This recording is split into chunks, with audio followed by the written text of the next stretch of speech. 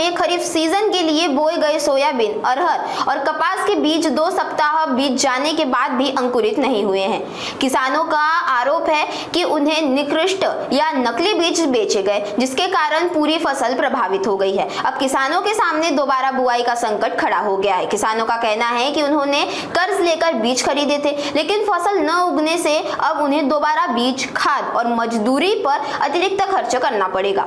इस मामले को लेकर किसानों ने कृषि विभाग में शिकायत दर्ज कराई है और बीज कंपनियों के खिलाफ सख्त कार्रवाई के साथ साथ तत्काल मुआवजे की मांग की है। फिलहाल कृषि विभाग पूरे मामले की जांच में जुटा है और प्रभावित खेतों का निरीक्षण किया जा रहा है। आमचं पेरणी होऊन जवळजवळ 15 दिवस झालेले आहे।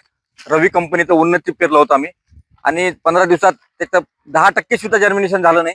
आम्ही याबाबत कृषी विभागाकडे तक्रारी दिल्या, त्यांची पाहणी सुद्धा झाली। काल कंपनीवाला माणूस येऊन गेला आणि पाहणी करून गेला, पण आम्हाला कोणताही अजून न्याय मिळाला नाही किंवा कोण बॅगा मिळाल्या नाहीत किंवा कोणता खर्च मिळाला नाही आतापर्यंत। तरी आम्हाला कृषी विभागाकडून, शासनाकडून अशी गरज आहे की अशा कंपनीवर बॅन आणा आणि शेतकऱ्यांना न्याय मिळवून द्या, एवढीच आमची विनंती आहे। उन्नती पेरलाय 20 बॅगा। माझं नाव विक्की भास्कर महाले, गट नंबर 221 आहे। माझ्या 221 मध्ये काहीच सोयाबीन निघालेलं नाहीये। सध्याची परिस्थिती अशी आहे, मी सोनं गहाण ठेवून म्हणजे बॅगा विकत आणल्या आहे कृषी सेवा केंद्रावरून, तेलाऱ्यावरून। पण शेतकऱ्यावर सध्या अशी परिस्थिती आलेली आहे, म्हणजे एवढं आसमानी संकट आलेलं आहे की समजा आत्महत्या करायची दुसरा पर्याय कोणताच उरला नाहीये। म्हणजे बियाणं काहीच उगवलं नाही तर शेतकऱ्यानं करावं काय?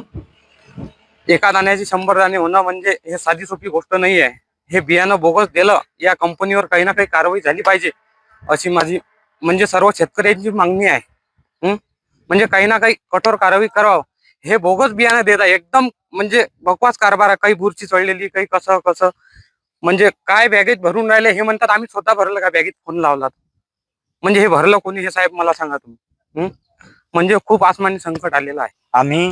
आपण दैगाव परिसरामध्ये आहोत आणि या ठिकाणी आम्ही ना सर्व शेतकऱ्यांनी दैगावातल्या आम्ही ना उन्नती नावाचं बियाणं पेरलं होतं सोयाबीनचं, आणि त्यामध्ये थोडंही ते उगवलं नाही। त्याला बुरशी चढलेली आहे। बुरशी चढलेली असताना त्याला 15 दिवस झाले कोंब सुद्धा आलेला नाही। अशा परिस्थितीमध्ये या सरकारच्या या कंपन्यांना जेव्हा फोन केला जाते तेव्हा ते आम्हाला म्हणतात, आम्हाला माहित होतं का त्याच्यात काय पेरलं आणि कसं टाकलं आणि काय होतं, ते उगवलं नाही तर त्याचा दोष तुमचा आहे, आमचा थोडी आहे, आम्हाला थोडी माहित आहे।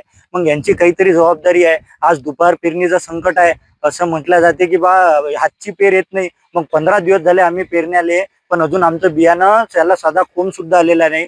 आमच्यावर एवढं मोठं संकट आहे। माझं एवढं मोठं क्षेत्र पडीत राहिलेलं आहे की ज्या क्षेत्रामध्ये आज काहीच उगवत नाही। आता पेरलं तरी ती उगवेल की नाही याची क्षमता नाही आहे।